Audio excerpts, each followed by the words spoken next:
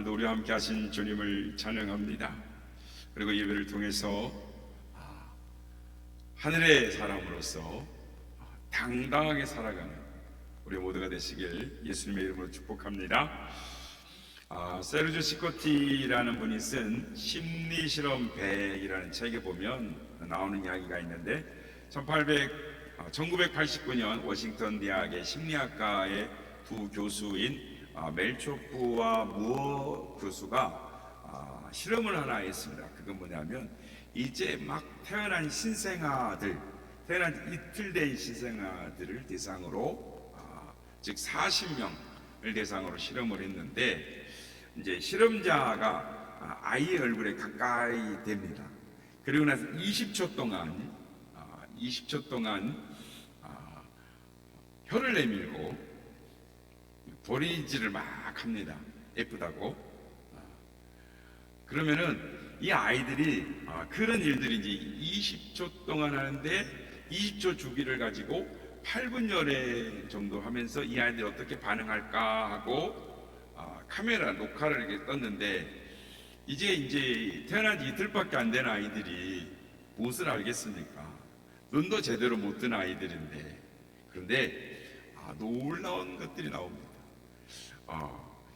이쁘다고 혀를 얼고 도리질을 했는데 혀는 흉내를 안 내고 도리질을 막 합니다.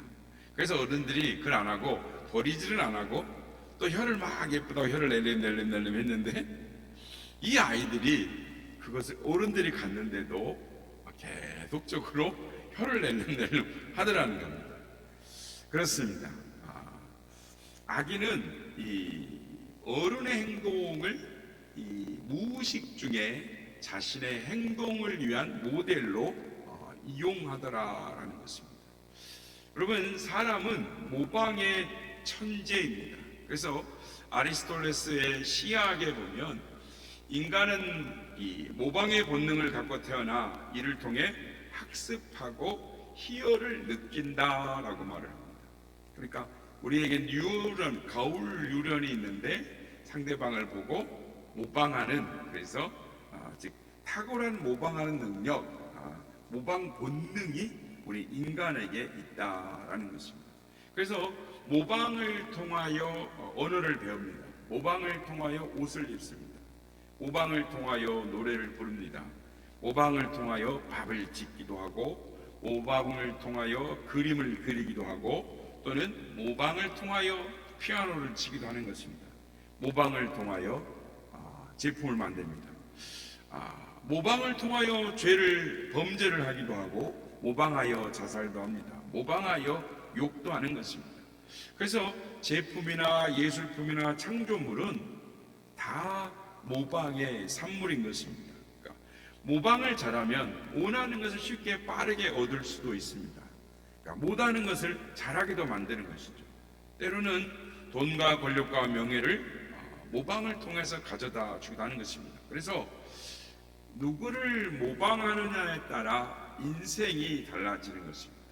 그러니까 부자가 되기를 원하면 부자를 모방을 해야 하는 것입니다. 위대한 학자가 되기를 원하면 학자를 모방을 해야 되는 것입니다. 존경받는 스승이 되고 싶으면 좋은 스승을 모방을 해야 하는 것입니다. 그렇습니다. 이 본인이 되는 사람, 모방하는 사람을 통해서 그 인생이 변화되는 것입니다. 그렇다면 본이 되는 신앙생활을 하려면 누구를 모방해야 하겠습니까? 신앙생활을 잘하고 성공적으로 하고 훌륭하게 하려면 누구를 모방해야 하겠습니까?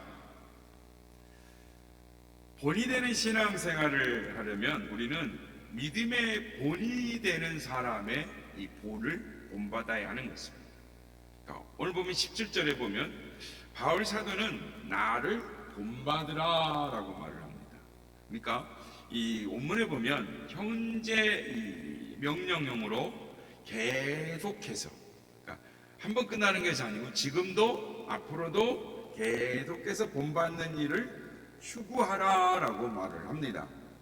이 바울도 흠이 있고 단점이 있는 사람입니다. 그러나 신앙에 관한 한 자기 자신을 본받으라라고 말합니다. 그러니까 바울 자신의 흠과 단점까지 본받으라라는 말이 아니고 믿음의 모범으로 자신을 본받으라라고 말합니다. 이 빌립보 교회에는 율법주의자들과 무율법주의자들이 있었습니다. 그러니까 율법주의자들과 무율법주의자들을 본받지 말고 복음주의자인 자신을 본받으라라고 말합니다. 그러니까 간단히 말하면 이 율법주의자들은 율법을 지킴으로 말미암아 구원을 받는다라고 말을 했고, 무율법주의자들은 이제 구원을 받았으니 율법과는 상관없이 마음대로 살라고 가르쳤어요. 그러니까 영지주의자들인 것입니다. 그러니까 영은 선하고 육은 악하니 이미 우리가 구원받았으니까 육신의 정욕대로 마음대로 살아도 된다라고 생각을 했던 사람들입니다. 그래서 그리스도께서 우리에게 주신 영적인 자유를 방종으로 잘못 받아들인 사람들인 것입니다. 그러나 바울은 이 율법을 지킴으로 구원을 받는 것이 아니라 예수 그리스도를 믿음으로 구원을 받는다라는 것을 가르쳐 줄 뿐만 아니라 구원받은 후에 율법이 필요 없는 것이 아니라 율법을 지킴으로 말미암아 성화가 된다라는 사실을 가르쳐 줍니다. 그러니까 이걸 보고 복음주의라라고 합니다. 그러니까 자신과 같은 믿음을 본받으라는 것이죠. 그러니까 율법주의나 무율법주의를 본받지 말고 복음주의자인 자신을 본받으라. 그러니까 그리스도를 구원을 받고 나서 예수 그리스도를 닮기 위해서 부단히 노력하는 그 자신을 본받으라. 즉 표대를 향하여, 그리스도를 닮기 위하여 표대를 향하여 경주자처럼 전력질주에 달려가는 나의 모습을 보고 신앙생활을 본받으라라고 말합니다. 그러니까 17절 말씀에 보면, 우리 한번 돌려보겠습니다. 17절 보면 제일 빨간색으로 제가 표시를 해놨는데 눈여겨보라. 그러니까 너희가 우리를 본받은 것처럼 그와 같이 행하는 자들을 어떻게 보라고요? 눈여겨보라. 여기서 눈여겨보라라는 말은 뭐냐면 집중해서 관찰해 보라는 것입니다. 그러니까 너희들이 나를 모범으로 삼는 것처럼, 그리고 나와 같이 동일하게 행하고 있는 자들을 어떻게 하라고요? 주의를 들여서 집중해서 관찰해 보라는 것입니다. 즉 바울과 동일하게 예수님을 모범으로 삼고 있는 신앙인들의 모범을 보라라는 것입니다. 성도 여러분, 우리가 이제 사순절을 보내고 있는데 여러분은 신앙과 헌신에 있어서 누구를 본받고 있습니까? 반대로 여러분들은 이 신앙과 헌신에 있어서 여러분의 자녀들에게 나를 본받으라라고 말할 수 있는 신앙생활을 하고 있느냐라는 것입니다. 여러분, 삶은 전념이 되는 것입니다. 가만히 있어도 전념이 됩니다. 그래서 모이면 교역자 욕하고 교인 흉보고 서로 상처 주고 험담하면 흩어지면 막 욕하는 거 있어요. 제가 좀 이렇게 원색적으로 말해서 용서하시고 드리시기 바랍니다. 아이 목사 새끼가 이러면서 교회에서 막 집에 가면 자녀들한테 그런 이야기를 많이 합니다. 그 자녀들 앞에서 그 교회를 험담을 하고 비판하는 사람들이 있는데요, 그러면 자녀들이 신앙이 자라나지 않습니다. 그냥 떨어져 버리는 것입니다. 구원에서 떨어질 위험성이 있습니다. 여러분, 우리는 바울처럼 형제들아 너희는 함께 나를 본받으라 라고 당당하게 말할 수 있는 사람들이 되시길 주님의 이름으로 축복합니다. 여러분, 우리는 본이 되는 신앙생활을 하려면 본받지 말아야 할 사람들하고는 과감하게 멀리해야 하는 것입니다. 그러니까 신앙생활을 하는데, 본이 되는 신앙생활을 하는데 방해하는 사람들이 어떤 사람들입니까?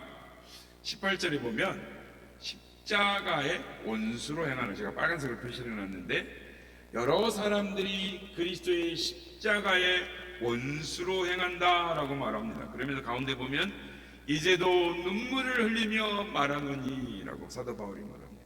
그러니까 조용히 눈물을 흘리는 것이 아니라 복받치는 슬픔을 주체하지 못해서 큰 소리로 울며 탄식하며 예곡한다라는 의미로 이제도 눈물을 흘리며 말한다라고 말합니다.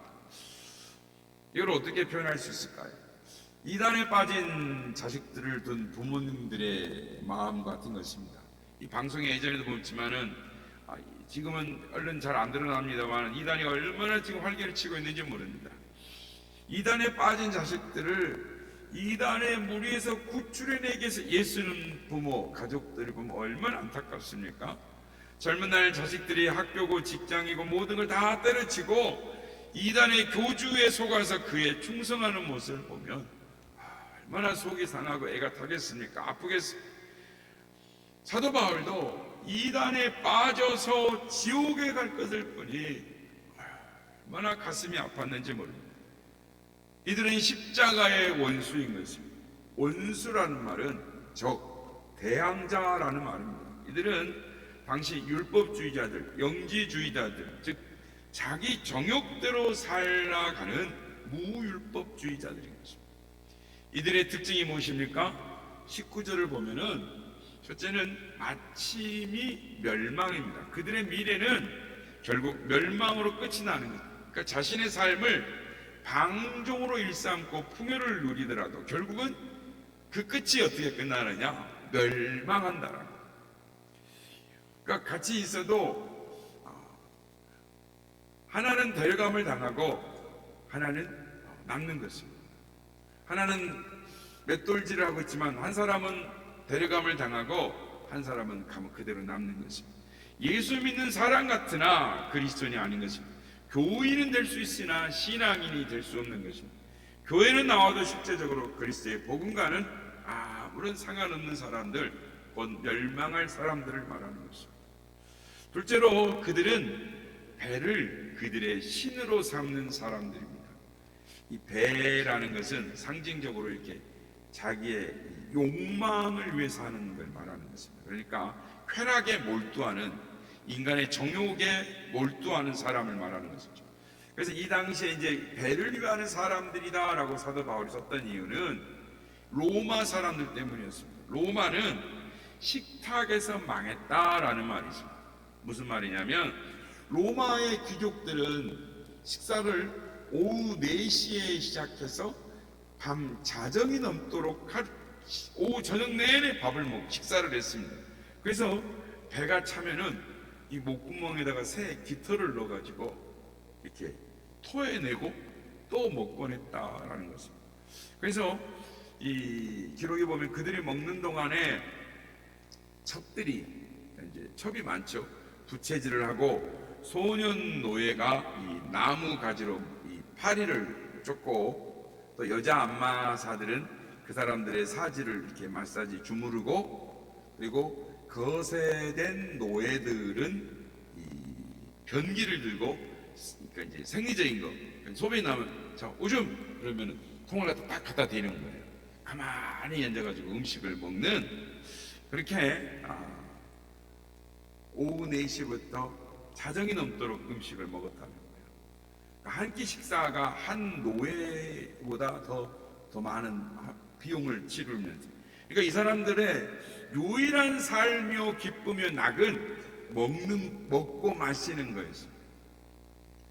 오늘도 육신의 쾌락과 정욕을 위해서 하는 사람, 이 세상에 낙이 그것인 사람이 있습니다.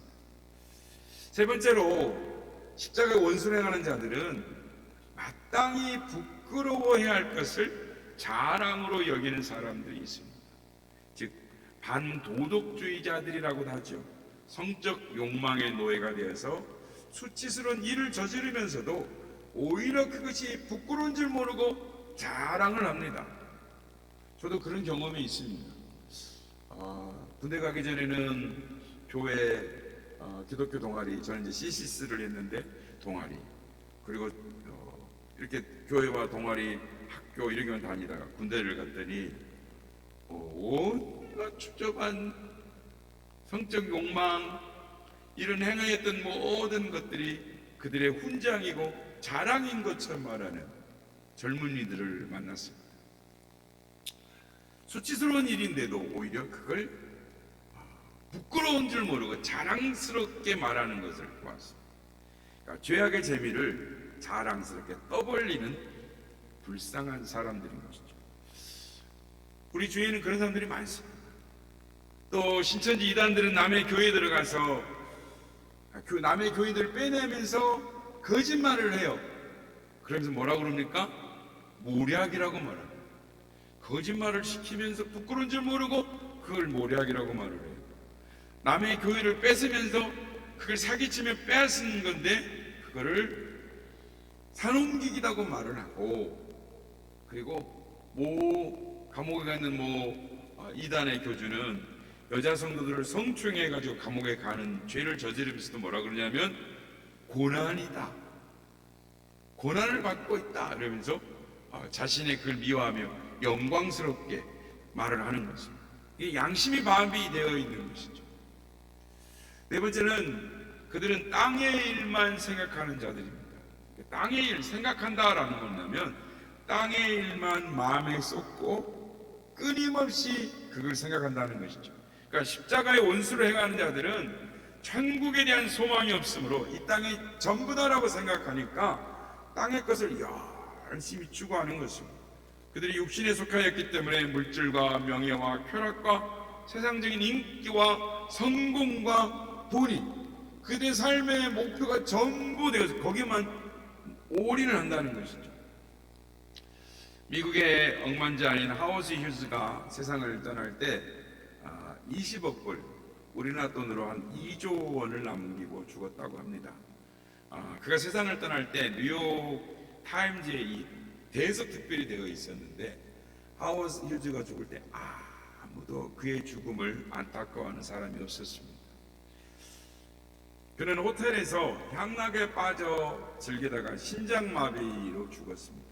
그런데 이 사람은 자기 마음대로 살기 위해서 결혼도 안 하고 장가도 안 가고 돈을 많이 벌어서 흥청망청 살았습니다.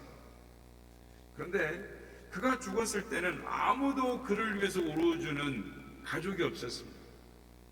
그냥 그 사람이 남긴 유산을 차지하기 위해서 법정 다툼을 치열하게 벌였죠. 더더욱이 그가 하나님을 믿지 않았기 때문에 장례를 집례해 줄 목사가 없었습니다. 그래서 국가가 지정한 목사가 와서 장례 설교를 했는데 오늘날까지 가장 짧은 설교를 그 목사님이 했다라고 할 수 있습니다. 뭐라고 설교를 했느냐? 오 주님, 하워드 휴즈가 빈손으로 왔다가 빈손으로 가오니 불쌍히 여겨 주시옵소서. 아멘. 이게 그를 위한 설교였습니다. 여러분, 우리가 이 땅에서 아무리 부귀영화와 공명을 누려도 온 세상은 마귀에게 속했으므로 세상의 시민은 마귀의 노예인 것입니다. 하워드 휴즈 같이 아무리 부귀와 영화, 공명을 다 가져도 세월이 다 흘러가도 결국은 빈손으로 왔다가 빈손으로 가는 것입니다. 죽을 때 홀로 쓸쓸하고 비참하게 가는 것입니다. 그리고 여러분, 신앙생활을 잘하려면 본받을 모델이 있어야 하는 것입니다. 사람을 따라가다가는 실망할 수 있습니다. 그 영혼이 떨어질 수 있는 것입니다. 그러나 우리 주님을 따라가면 결코 그럴 일이 없는 것이죠. 우리는 신앙의 목표를 예수 그리스도를 닮기로 작정해야 하는 것입니다. 오늘 보면 4장 1절에 보면 주 안에 서라라고 말합니다. 서라라는 말은 확고히 서라라는 것입니다. 어떻게 서는 것이냐? 군대에 가면 이 언어가 어떤 의미냐면 보초를 세야 됩니다. 그러니까 2시간 단위를 보초를 세는데 아무리 잠을 자고 싶어도 깨우면 일어나야 돼요. 눈을 부비고 아무리 졸려도 정신을 바짝 차리고 보초를 서고 불침번을 경계를 서야지. 그러니까 그런 초소를 지키는 군인들처럼 끈기 있게 최선을 다하라, 주 안에 서라라는 말은 그 말인 것입니다. 궁극적으로 우리가 예수 안에 서 있고 예수님을 따라가려 본받으려고 작정을 해야 한다. 군인처럼. 사도 바울은 고린도전서 11장 1절에 내가 그리스도를 본받은 자와 같이 너희도 그리스도를 본받는 자가 되라 라고 말합니다. 바울은 그의 인생을 철저히 예수 그리스도를 모델로 삼아 살았던 사람입니다. 그러니 내가 예수님의 닮은 꼴이 되었으니 너희도 나를 본받는 자가 되라 라고 당당히 말할 수 있었던 것입니다. 그렇다면 여러분, 왜 우리가 예수 그리스도를 본받아야 합니까? 예수 그리스도를 본받아야 할 이유가 무엇입니까? 첫째는 예수님을 믿음으로 말미암아 우리가 신분이 변했기 때문입니다. 우리의 시민권은 이 땅에 있는 것이 아니라 하늘에 있습니다. 이제는 하나님의 아들이 되었습니다. 우리의 소속이 변했습니다. 그리스도 안에 있기 때문에 예수 그리스도를 본받아야 하는 것입니다. 그 당시에 당당하게 여겼던 로마 시민권, 그거보다 더 당당하고 더 큰 고난, 천국의 시민권을 가진 자가 되었기 때문에 예수 그리스도를 본받는 자다라는 것입니다. 예전에 70년대, 80년대에는 다 기억하실 것입니다. 그러니까 이제 한국 사람이 미국 이민을 갔다가 미국 시민권을 받아갖고 오면은 굉장히 그 사람을 부러워하고 어떤 별천지에 온 사람인 것처럼 막 이렇게 그 사람을 떠받들었던 적이 우리나라에도 있었습니다. 그런데 요즘은 이제 미국 시민권을 가진 사람들이 한국 시민권을 다시 되찾으려고 노력을 한다는 것입니다. 왜냐하면 한국이 이제는 미국만큼 잘 사니까 인종차별, 언어의 장벽이 없고 한국에서 사는 것이 더 좋으니까 한국으로 돌아오려는 것이죠.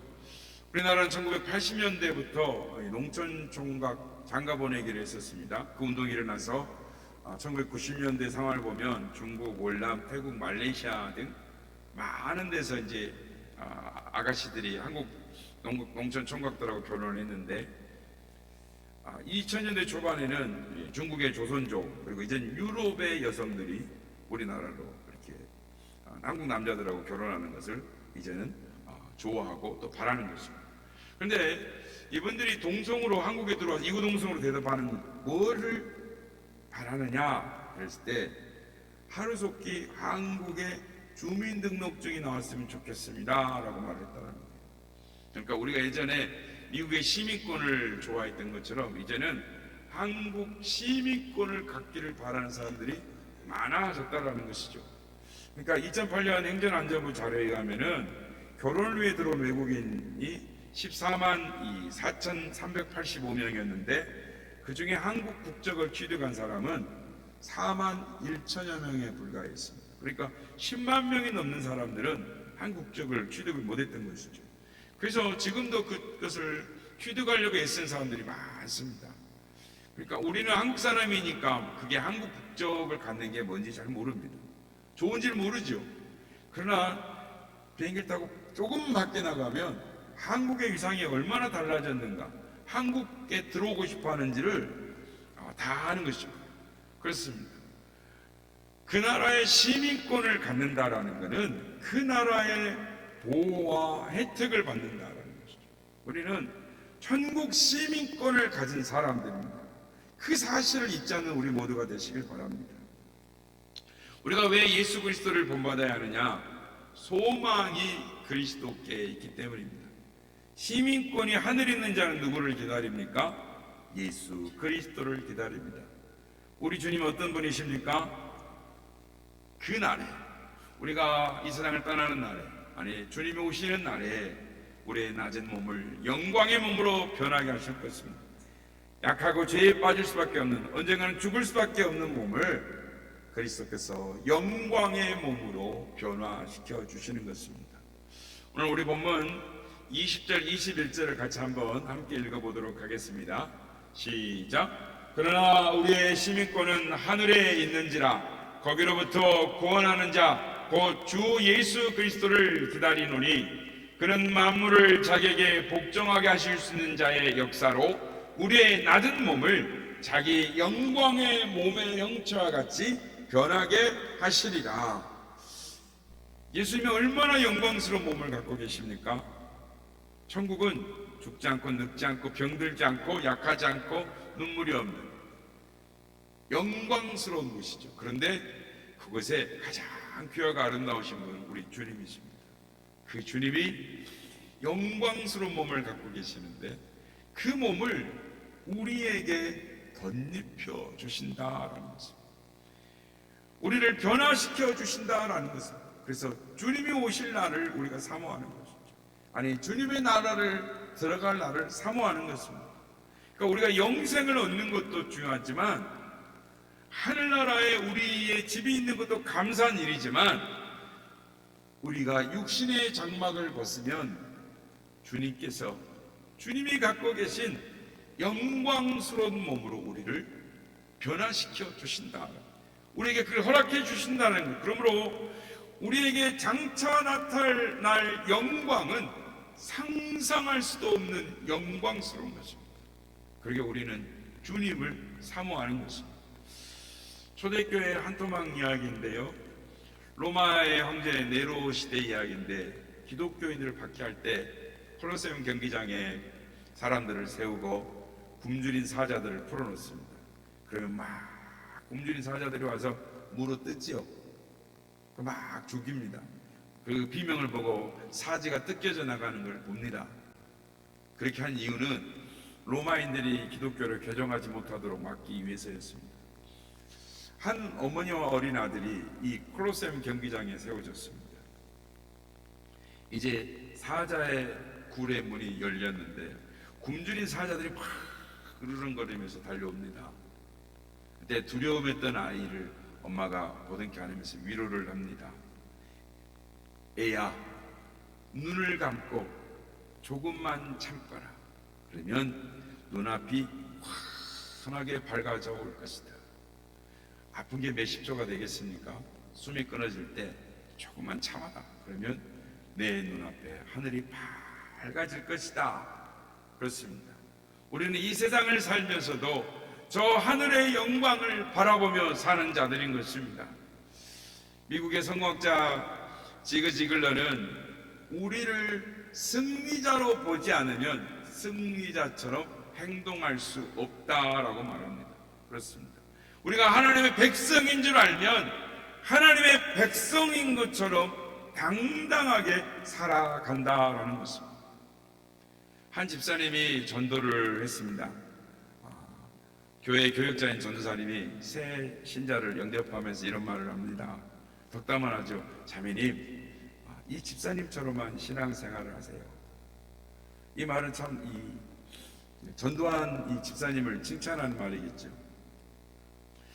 이 특별한 이 경우가 없지는 않지만 어쨌든 이 자신이 인도한 새 신자들은 자신이 인도한 사람을 따라서 신앙생활을 합니다. 그러니까 자신을 인도한 사람이 주일 예배만 드리고 수요 예배 안 드리면 그 사람 100% 주일 예배만 드려요. 인도자가 술, 담배를 하면 그 사람은 반드시 술, 담배를 하면서 예수를 믿습니다. 그런 점에서 자매님, 이 집사님만큼만 하세요 라고 말한다는 것은 그분이 신앙생활을 잘하고 있다라는 것을 볼 수가 있습니다. 그런 말을 듣는 정도의 신앙인이라면 훌륭한 신앙인인 것이죠. 이 과학기술처 장관을 지낸 정근모 장로님 이야기입니다. 젊을 때 예수님을 믿지 않았는데 얼마나 머리가 비상한지 고등학교 1학년을 마치고 서울대로 바로 들어갔습니다. 이분이 미국에 유학을 갔고 그리고 이제 그분에게도 다정한 친구 한 분 있었는데 고등학교 동기이자 대학 후배였습니다. 그러니까 이 친구분이 김재익이라는 분인데 고등학교 2학년을 마치고 이 친구도 바로 서울대로 들어간 것입니다. 그러니까 경제 공부를 했습니다. 그래서 정근모 장로님은 원자력 계통에서 최고의 전문가, 김재익 씨는 경제 쪽에 유학을 해서 경제수석, 청와대 경제수석으로 들어갔습니다. 근데 유학 때는 서로 만나지 못했고 한국에 돌아오니까 얼마나 반갑겠습니까? 그래서 이 정근모 장로님은 그 안에 자신의 아들이 죽음으로 말미암아 신앙을 갖게 되었는데 나중에 이제 과학적 기술처 장관이 되고 김재익 씨는 대통령실 경제 담당 수석 비서관이 되었습니다. 그러니까 이제 바쁜 시간을 내서 만나면은 경제 이야기도 하고 정치 이야기도 하고 과학 이야기도 하고 이렇게 이제 그러다가 이제 헤어지는 거예요. 그런데 정작 헤어지고 나면은 해야 될 이야기, 예수님 이야기를 못했다라는 생각이 들었다는 거예요. 다음에 만나면 꼭 예수님 이야기를 해야지 이랬는데 또 어렵게 만나면 또 경제 이야기, 정치 이야기, 과학 이야기 이렇게 하고 이런 일이 계속 반복되는 거예요. 헤어진 다음에 후회를 했답니다. 그러다가 이제 정금호 장로님은 중국의 정부의 초청을 받아서 중국으로 가게 됐고 이때 대통령 일행이 미얀마 아웅산에서 참변을 당합니다. 그리고 그때 친구인 경제수석도 참변을 당하고 맙니다. 친구가 죽었다는 소식을 중국에서 듣습니다. 즉시 달려와서 시신 앞에서 통곡을 하고 몸부림치며 이야기합니다. 그때 내가 경제 이야기 안 했어도 됐고 과학 이야기 안 했어도 됐는데 더 급한 이야기가 있었는데 예수님 이야기 왜 하늘 이야기를 안 했을까 하면서 통곡을 하고 땅을 쳤다라는 것입니다. 여러분, 오늘 할 일을 내일 미루고 전도하는 일을 내일로 미뤘다가 후에 막급인 것입니다. 여러분 중에도 혹시 그런 경험이 있지 않습니까? 안 해둘 이야기는 시간 가는지도 모르면서 정작 해야 할 이야기, 하나님 나라 이야기, 예수 소리는 못하지 않았습니다. 송신호 목사님이란 분이 어렵게 교회를 개척을 했는데 하나님이 역사하시니까 교회도 부흥이 되고 선교도 하게 됐는데 그 교회의 장로님이 사사건건 반대를 합니다. 그러다가 두 분이 당에 시서 붙었습니다. 장로님이 목사님 멱살을 자꾸 흔들면서 네가 안 나가면 내가 이 교회에 불 질러버리겠다 이러고 막 싸웠습니다. 목사님이 하도 속이 상해가지고 기도원에 기도하러 올라갔는데 기도 중에 하나님이 말씀을 하십니다. 너 여기 왜 왔냐? 힘드니까 너 여기 도피하러 왔지. 그들과 부딪혀서 죽은 자를 살려내야지. 목사가 이겨서도 안 되고 장로가 이겨서도 안 되고 주님이 이겨야 된다. 이렇게 말씀을 하시면서 일체 싸우지 못하게 하더라는 거예요. 주님이 이렇게 물으시더랍니다. 너 멱살 잡은 장로를 사랑하냐? 그랬더니 목사님이 사랑은 몰라도 미워하지 않습니다. 그랬더니 내가 사랑한다고 물었지 미워하지 않는다고 물었냐? 이렇게 물어보시더라고요. 너가 그 장로를 축복할 수 있느냐? 주님이 그렇게 물어보시는 거예요. 그래서 목사님이 주님한테 아무 말도 못하고 있다가 주님 나한테만 말하지 말고 그 장로한테 가서 좀 말씀 좀 하세요. 이랬더니 주님이 그 장로는 넌 나한테 맡기고 너는 나한테 대답이나 해라 이러시더랍니다. 그래서 기도를 바꿨답니다. 주님, 내 멱살 잡은 장로님도 천국에서 결국 하나님 앞에서 만나게 될 때인데 우리가 천국에서 기쁘게 만나게 해주세요 이렇게 기도를 했다는 것입니다.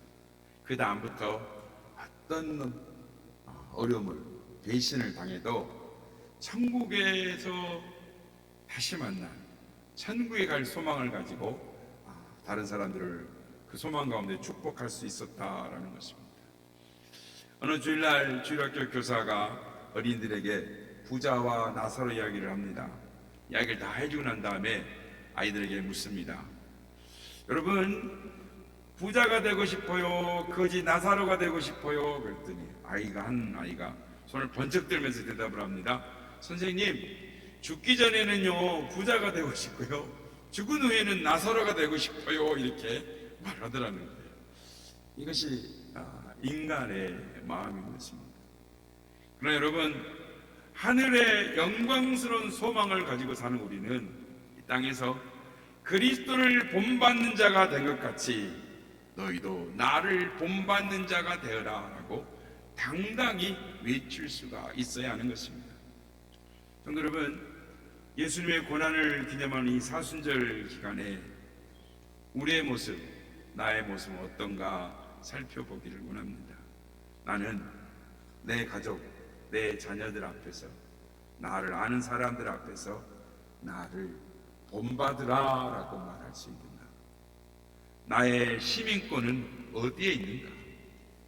하늘에 속했나? 땅에 속했나?